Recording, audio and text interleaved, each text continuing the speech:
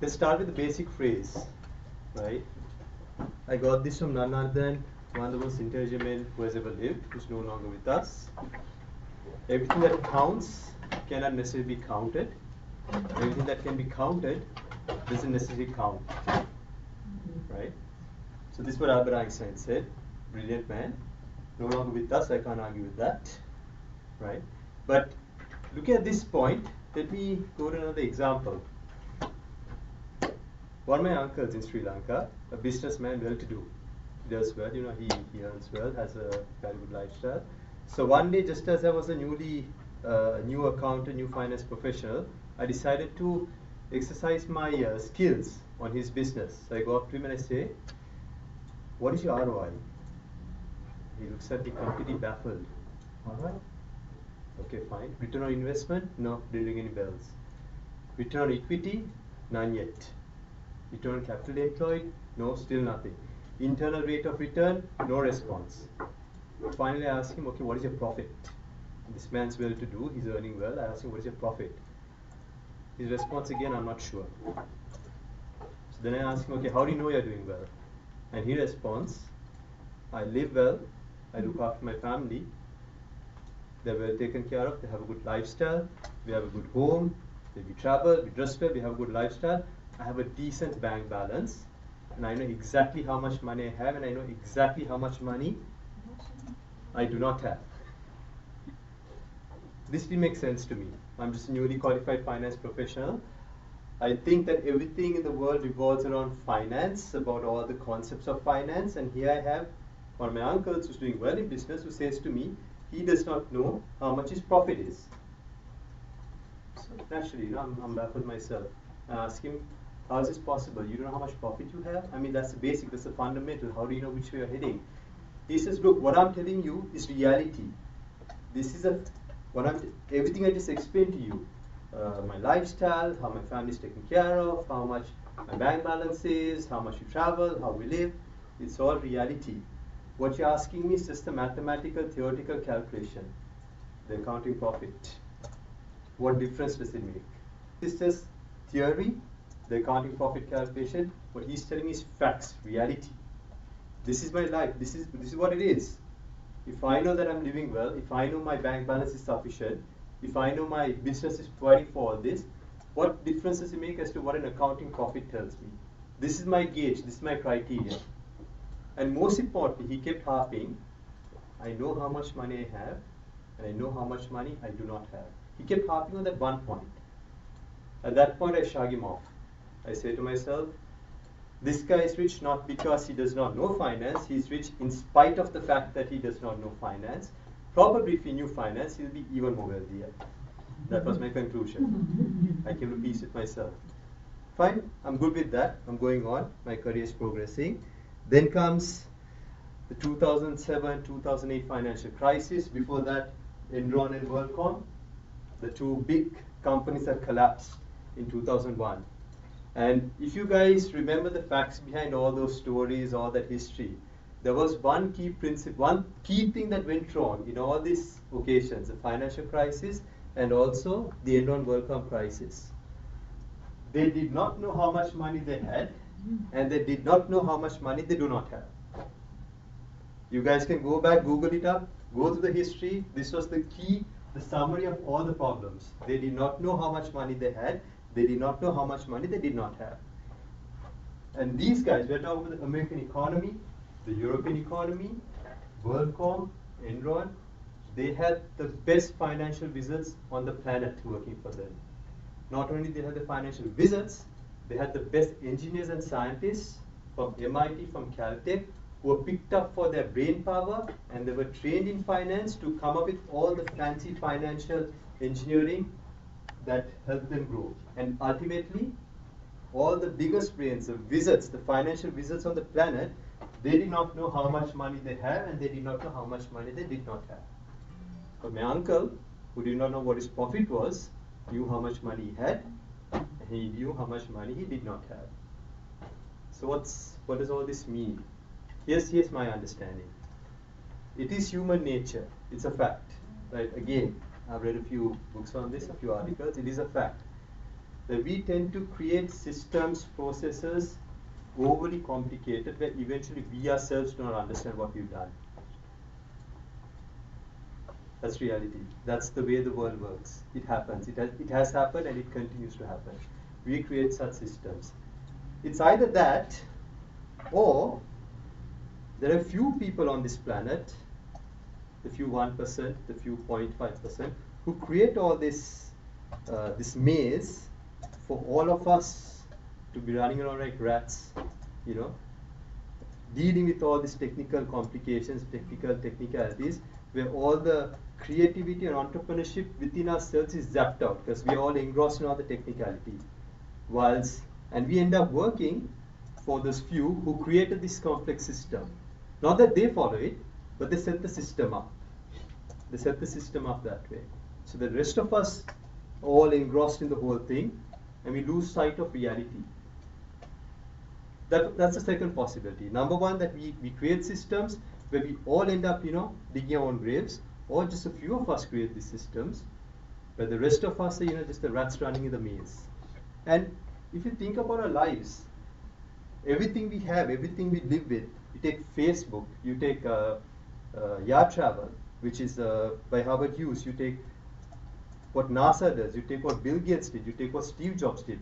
None of those guys started with these financial concepts in their minds. They started with a simple purpose. This is what we want to do. They achieved that, and now they're swimming in money.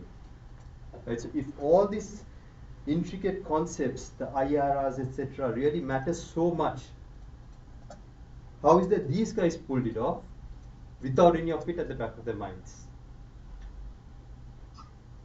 So here's how I see it. Finance is a fantastic tool. It's like a compass. A compass tells you which direction you need to go to. It does not tell you a destination. It does not tell you what the terrain is ahead of you. It doesn't tell you whether there's storms ahead of you. It doesn't tell you what kind of terrain is ahead of you. You decide your destination. But finance serves as a fantastic compass. If you try to make it anything more than that, you lose sight of reality. Now these are all macro concepts, I've just touched on. Let's take a few. What does it mean to you and me?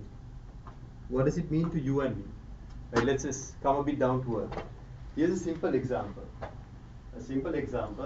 Of course, the numbers here are more relevant to Sri Lanka, but you could still relate to it because in Sri Lanka, you enjoy an interest rate of 10% when you deposit your money in a bank, right? The simple thing, right? But anyway, the concept here applies to any country. The simple thing that I've put down over here is, you have Mr. A, you have Mr. B. Mr. A is going to start borrowing from a bank when he's 19, and he will borrow 20,000 per annum up until he's 26. So that's 8 years. He has borrowed a total of 160,000. Then you have Mr. B, who starts borrowing when he's 26, again 20,000 per annum, and he stops borrowing. He keeps borrowing every month 20,000, every year 20,000 till he's 65, which is 40 years.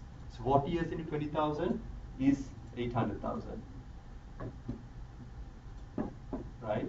And the assumption here is that both these guys don't repay the loans; they just borrow and they keep paying interest on it, month on month, year on year, right?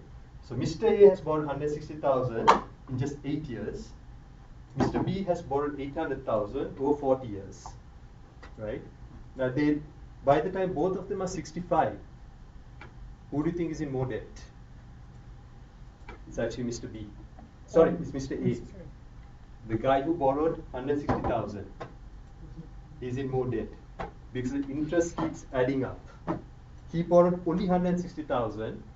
Mr. B borrowed 800,000, but still, when both of them are 65, Mr. A is going to be in more debt. That's what you call the power of compound interest. And this is how banks suck the blood out of all of us who borrow from banks. Yeah? I can see this, I can make this out because I know finance, I know numbers. I can't get fooled that easily. But what about people who don't know their finance and their numbers so well? And here's what Einstein had to say about compounding interest. Eighth wonder of the world. Those who understand it earn interest, those who don't pay it. Now, when I started my career, when I was fairly young, I postponed all my purchases by about 2 years. All my friends are buying cars, but I bought my car 2 years later. The reason I did that was because I knew this. I knew if I can compromise on these luxuries for 2 years, at the end of the third or fourth year, I'll be ahead of all my friends financially. I'll have everything they enjoy, plus no debt. Yeah, but do the banks tell you this? No. They're not going to tell you this. Now, everything I explained earlier in the previous, in the earlier part of my talk, okay, what happens globally in all these big companies. Here's a few simple illustrations of how it works in our personal lives. There's another example. About 4 years back or 5 years back, I took an insurance policy, and the insurance brokers who I was meeting came to me with a proposal. I'm just doing some hypothetical numbers here, saying that I need to pay 100,000 pesos a year.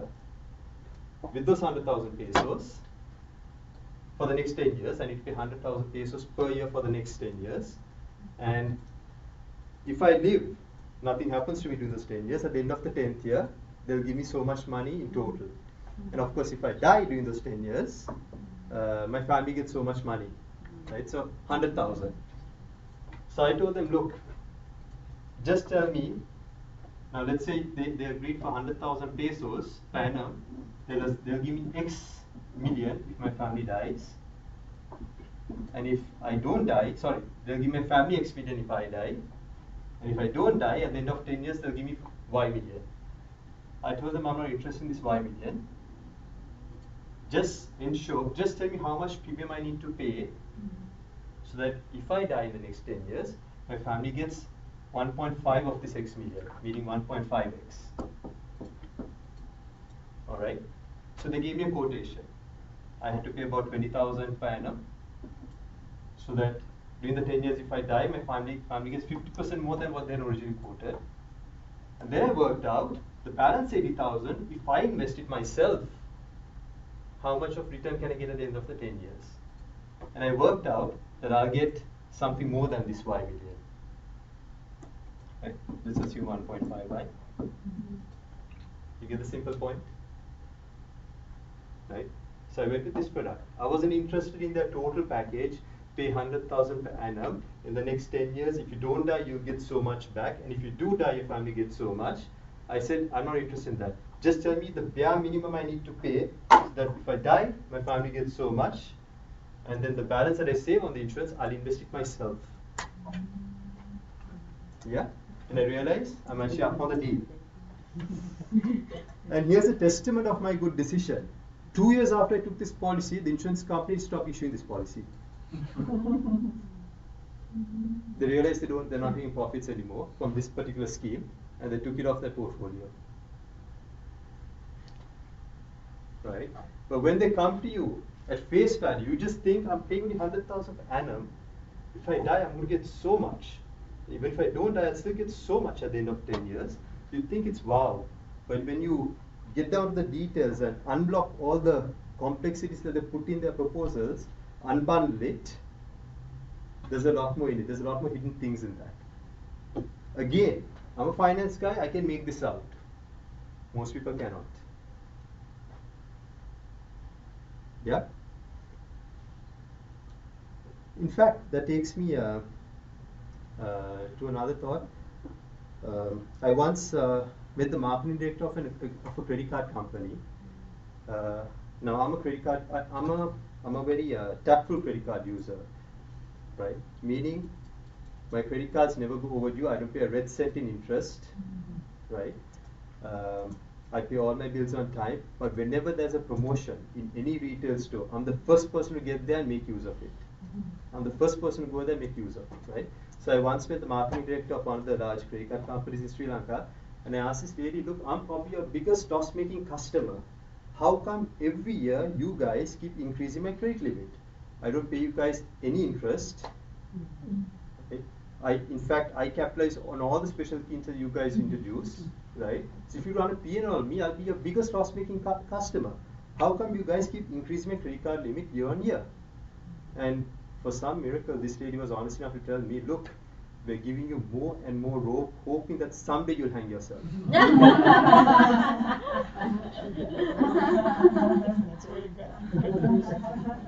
Yeah, so that's what it is. That's what it is. This is what the whole thing is all about, right? And this is the world we live in, right? And this is what we're seduced to do. We buy things we don't need with money we don't have to impress people we don't care about. That's what we're all individually seduced to do, right? Yeah? And if you're not finance savvy, you will not make it up. Yeah? So I've just taken you from the global economy to Enron, WorldCom, to more down to some down to the examples of how all this applies to all of us individually, right? So what am I saying here? Anyone know who this guy is? Luca Pacioli. I hope I'm pronouncing his name correctly. He was a philosopher, a mathematician, and a close colleague of Leonardo da Vinci in the 15th century. He came up with the first script on finance and double entry bookkeeping. A 20-page document. A 20-page document. That's it. 20 pages. Right? And there's a book actually written on this guy, or rather on what he introduced. It's called Double Entry. And what this book tells you is that if not for the simple mechanisms that he introduced, capitalism would have not existed. Because this guy understood business, he understood how to record business and how to measure the performance of business, which is what we all look at today in the form of accounts. He came up with that. A simple 20-page document. And this book, which is, by the way, endorsed by CNN, says that if not for his invention, capitalism would not have flourished the way it did. A 20-page document. Yeah? But if you look at the accounting standard manuals today, the books, it runs into thousands of pages. And who makes use of these thousands of pages? Right? The financial system, the Enrons, the WorldComs, the institutions who've all gone bust, and who create an environment where nobody can really understand and no one really knows where they're heading. Yeah? So I have a lot of admiration for this guy, especially because nobody knows him. But to me, he's one of the founders of capitalism. To me, yeah. And the best part is a 20-page document which lives on today. His concepts are applied even today, but it has been extended to thousands of more pages. So where am I heading with all of this? I believe that finance is a fantastic tool if you take it as a compass. You know your destination, you decide your destination. You can see the terrain ahead of you. Let the compass merely tell you your direction. Don't let it grow into something beyond that. Don't let it go into a big monster where it dictates what your destination should be and it clouds your view of reality. You keep it to what it's supposed to serve, it does wonders. You let it take over your life, it can make you lose sight. That's the bottom line. So, if the finance as we know it today, finance as we know it, in my view, if it did not exist, the world would have probably been a more just and equitable environment. If it did not exist if it did not exist as it is, but if it existed in its purest form, it would have probably done good. But since it exists as it is, it probably leaves the world a bit more unjust, but the reality is the world is what it is. You can't change that. And if you want to maximize on the greens, you need to be finance savvy.